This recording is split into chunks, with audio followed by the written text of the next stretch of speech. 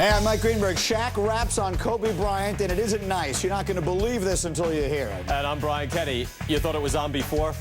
It's on now. SportsCenter right now.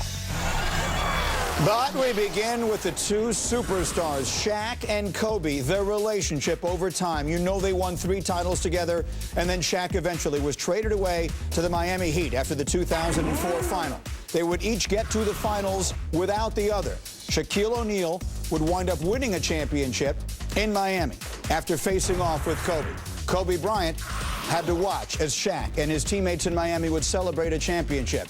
Then Kobe would get to the finals this past year and fall short to the Celtics. So the theme, Kobe could not win without Shaq. And so now the relationship between Shaquille O'Neal and Kobe Bryant, it's had its ups and downs, but it has never gone where it went last night when the big fellow took over the mic at a New York nightclub and went off on his former teammate. Listen to this. Check it. You know how I be. Last week, Kobe couldn't do without me. You know how I be. Last week, Kobe couldn't do without me. I call myself big, but I'm not as good as Biggie. I call myself big because I live next to Diddy. Excuse me, Diddy lived next to me. So in the hood, dog, I feel like B.I.G. Because if Biggie was still here, he would be right there on Star Island in the mansion somewhere chilling, sitting on about $500 million. Because me and Guns combined, that's $500 million. For real, dog. Now that's B.I.G. Ain't nobody in the world do it bigger than me. That's like a white boy trying to be more than me. That's like a homeless cat having more figures than me. That's like Patrick Ewing having more rings than me. That's like rappers having car strip things than me. That's like you saying to yourself you're better than me. That's like Kareem saying to himself he's better than me. Now stop.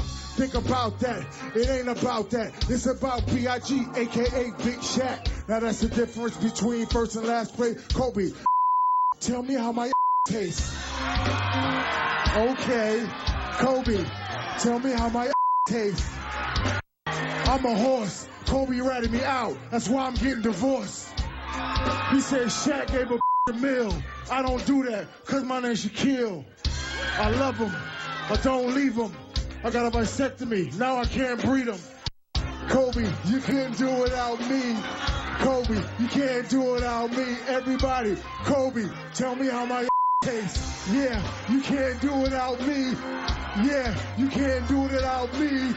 Yeah, you can't do it without me. Everybody, Kobe. Yeah. Thank you. There you have it, courtesy of TMZ.com. So let's bring in Stephen A. Smith on the telephone. Stephen, what in the world do we make of this? Well, actually not much, believe it or not. I've heard a lot worse in the clubs and all of that stuff. Last night, Shaq was hanging out at the Underground Village, and they asked him to come on the stage and freestyle. He isn't known as the greatest rapper in the world, number one. Number two, I had spoken to him just a couple of weeks, actually a few days before the finals. He actually reached out to me to congratulate Kobe. He had called Kobe after Kobe won the MVP award. He swears that their relationship is great. He's got nothing but love for him. And at the same time, you know, he was on the stage just freestyling. I look at those lyrics and I say, why, that wasn't the wisest thing in the world to say. There is no question about that. But I must admit, in all my years of hearing people freestyle in terms of trying to rap on stage, I've heard considerably worse, and usually people resort to stuff like that when they're just talking on the stage and freestyling. I really don't think it's a big deal. So you say that Shaq had reached out to you to try and reach out to Kobe. Is your sense what he was doing last night was mostly kidding around, or is this an indication in your mind that he really still has a lot of dislike? Well, it was definitely kidding around, but I didn't say he reached out to me to reach out to Kobe. I said he reached out to Kobe when Kobe won the MVP award, and then he reached out to me when he knew I was writing a column on ESPN.com about Kobe to basically congratulate Kobe for what he achieved. But again, he was freestyling on the stage. He was making fun.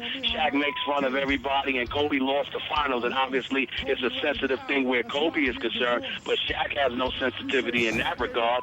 Shaq doesn't play for the Los Angeles Lakers, so if he's got a chance to ride him, he's going to do that, and that's exactly what he did because he was on stage freestyling, and that was the ammunition that he had available to him at the spur of the moment.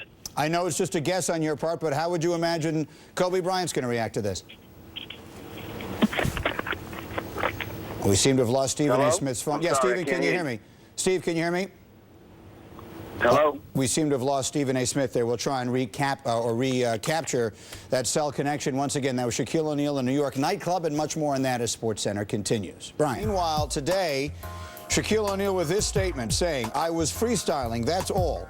It was all done in fun, nothing serious whatsoever. That is what MCs do. They freestyle when called upon. I'm totally cool with Kobe, no issue at all. And by the way, don't forget, 6 albums, 2 platinum, 2 gold. Anybody who knows me knows I'm a funny freestyler. Check the NBA DVD when I was rapping about Vlade Divac during my first championship run. Please tell everybody, don't make something out of nothing." Those are the words of Shaquille O'Neal to our Stephen A. Smith. Meanwhile, let's bring in J.A. Adande, now ESPN.com, but of course he covered the Lakers all through the Shaq Kobe years for the LA Times. So when you saw this, J.A., what did you think? Well, wow, Shaq really can't leave things alone. But do keep in mind, like he said, he is into the, as he calls it, the marketing aspect of things. You know, he knows that they're back.